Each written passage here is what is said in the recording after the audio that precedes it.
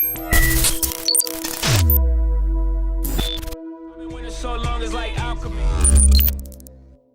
we go, y'all. Game 4. Were the Cavs going to roll over, or were there still some fight in the land? Warriors trying to complete their first sweep, and Steph Curry's hunting for his first Finals MVP. You see him trying to draw the foul. It didn't matter. He splashed the three. Take a look at this. And we saw maybe the most aggressive Steph Curry I've ever seen in the playoffs. And it was falling for him. You see him with the pull-up three early on, posing. He was agitated, aggressive, and splashing from everywhere on the court. Now, I don't know about y'all, but early on, I think we could tell. Right? You could tell there wasn't much fight left in these Cavs, man. And I kind of sympathize with the rest of the NBA. You see KD doing work in the post. He had 20 points on the night, triple-double. But it just was very anticlimactic. On the break, LeBron two hands, and we didn't get the epic final performance from LeBron in his hometown jersey. But this man, the possum, Andre Iguodala, 3 early three-pointers in this first half gave the Warriors huge momentum. It's like when he's hitting it, you know you ain't winning. Steph, the little hezzy in LeBron's face. He went into the locker room at halftime with 20, and he continued where he left off. But it was funny, as the Warriors were in control for most of the game, you saw a little bit of the Warriors' ego. Clay didn't score in the first half. You saw him pump up some shots. KD stayed within the offense, ending up with the triple-double. But both Steph and Clay definitely looking for their offense, and it was a double-digit lead for most of this game. And as it went on, everybody was just waiting the inevitable end of this game. So no dramatics, no tension. The only question was who was going to get this Finals MVP, and it led to the Warriors hunting for stats. LeBron says, fuel up the jet, I'm done. More Steph, more shooting. Would he take 27 shots on the night to get to his 37? And the Golden State Warriors are going to go back to back, y'all. All right, y'all, we did it. Back to back. Let's get it. You want to pick up some gear from HooperNatiosShop? 48 hours. Use the code CHAMPION20 and get 20% off for the next 48 hours. Hoodies, shirts, phone cases. They got all the custom gear at Hooper Nation.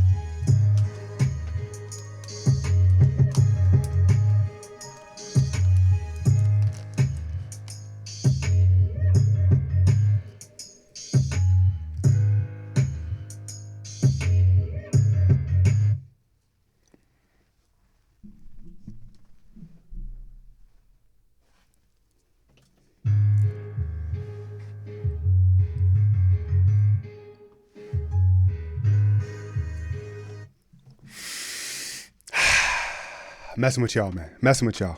Let's go. Woo! All right. All right.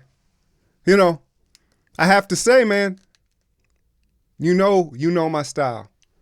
I got to keep it a buck with y'all.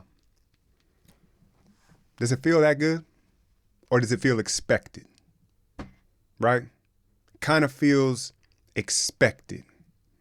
Let me hit the lights on for y'all real quick here, man. I was getting a little dramatic, right? Hold on. Let me hit this lights.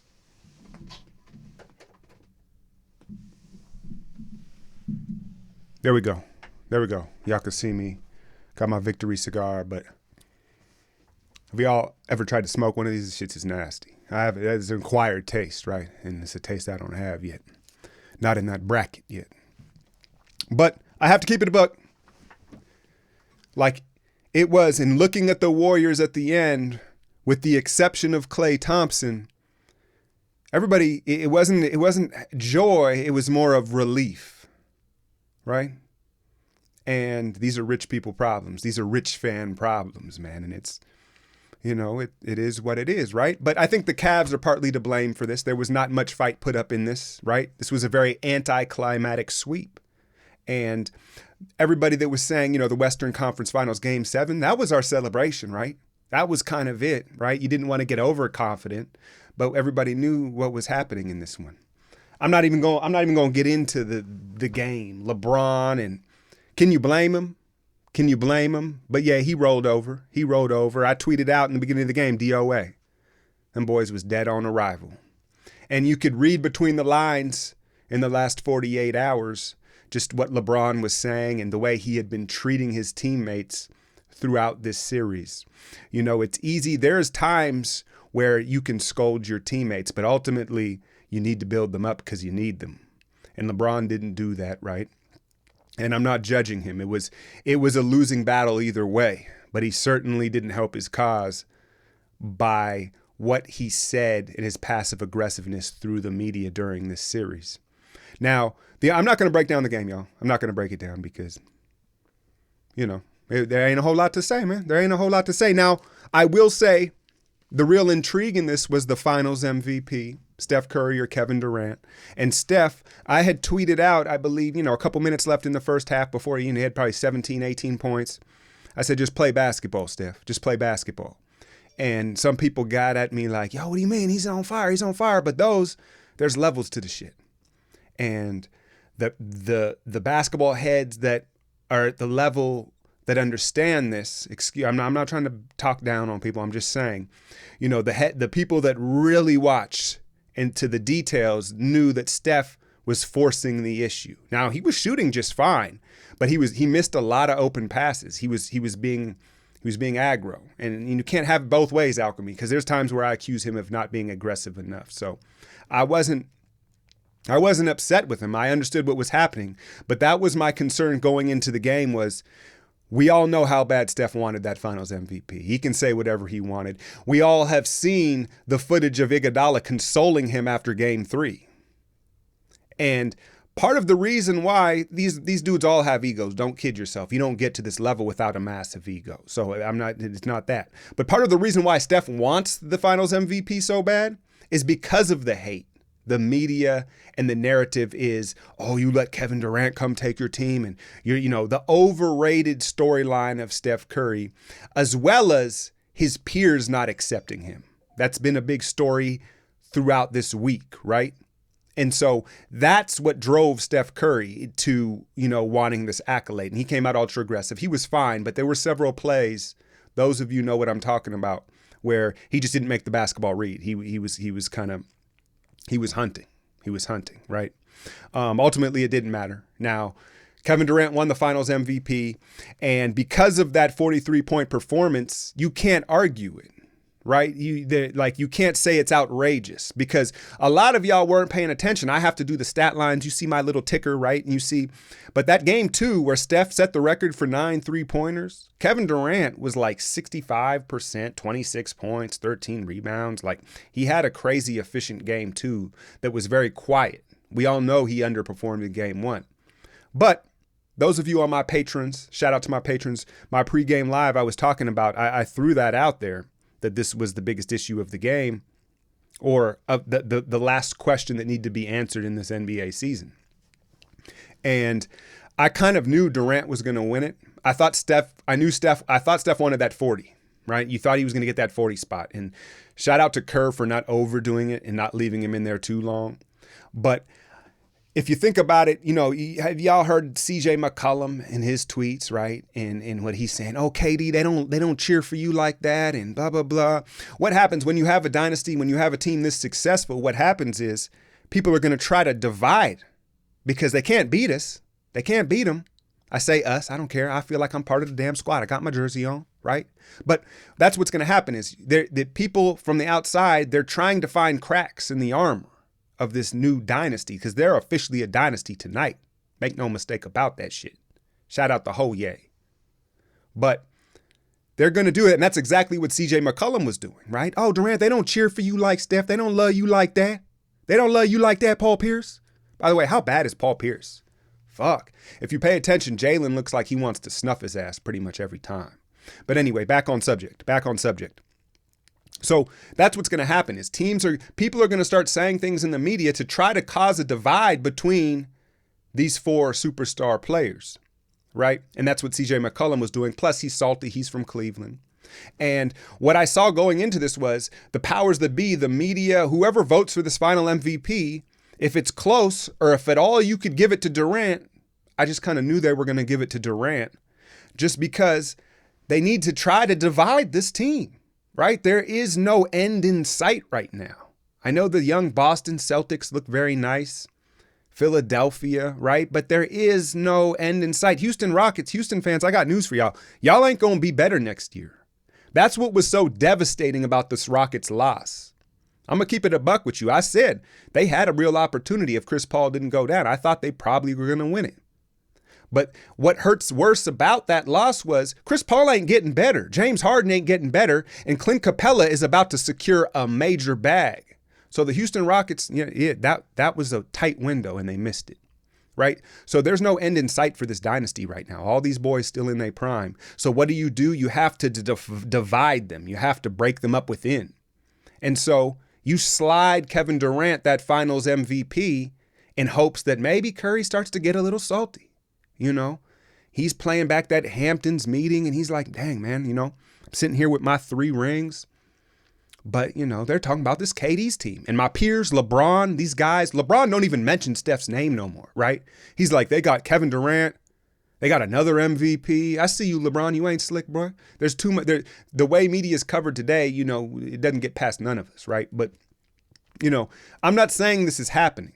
Steph's character, his belief in himself, and just who he is, he's strong enough to overcome this. And hell, it may work in the Warriors' favor because you may have just put another chip on Steph Curry's shoulder. Because at this point, what are they playing for? It becomes more about winning. And that's what I brought this up because if you paid attention to the celebrations, right? Klay Thompson, Klay is an alien. Klay don't count. He's an outlier, right? But if you look at the other 3, KD, Steph, and Draymond, it really looked like relief. It didn't look like joy. Don't get me wrong, they're happy. And as the liquor opens up, they'll loosen up. But there was more of a look of relief than joy because the expectations are so great and they've accomplished so much. So at this point, what are you playing for, right? Going into this next season, it's kind of like, this regular season was lethargic. This was a grind, right? And shout out to y'all because if it wasn't for the support that I get, really, and I don't do big numbers on YouTube, I know that. But the numbers I do and the comments, I read all of them, y'all. I can't respond to all of them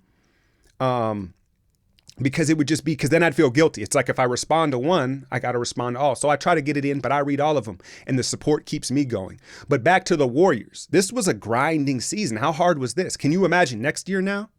And so I bring this all the way back around to the chip on Steph Curry's shoulder that may still possibly be there because one, his peers don't accept him. They don't give him the respect that he is due. And he still doesn't have that finals MVP. But I don't even understand who gives the finals MVP. Is it just Adam Silver with a magic 8 ball? Does someone actually vote? I don't know, but I just knew I saw this coming because I think it was an opportunity to try to drive a wedge between Kevin Durant and Steph Curry. Now, will it work? I don't know. I'm just pointing it out that that's what it was. Anyway, this video has become a lot more serious than I expected it. But you know me, I'm going to keep it 1. Man. And it's like, we expected this. I'm happy, yes, but I'm relieved just like them. We expected this. Now it's on to the next. How do you remain hungry? Right? Now what drives you? Because it really becomes more about winning. Winning is assumed now from this team. Now you're starting to look at legacies, right? And this is what divides dynasties because it's no longer winning is enough. Now it's individual legacies. And the media and the people surrounding this team and in the NBA are going to try to divide these guys hunting their legacies. And it's a perfect fit. It's so special. And I point out Klay Thompson because he may be the ultimate puzzle piece because he's no maintenance, right? And Draymond doesn't have the talent of the other 3. And so there's part of that is he knows that. So there's that piece, and then Klay is no maintenance, and then it's KD and Steph. And that's where the wedge will be tried. That's where it will be tried, y'all. But anyway, I want to get back to just celebrating this, man, because we need to appreciate it, man.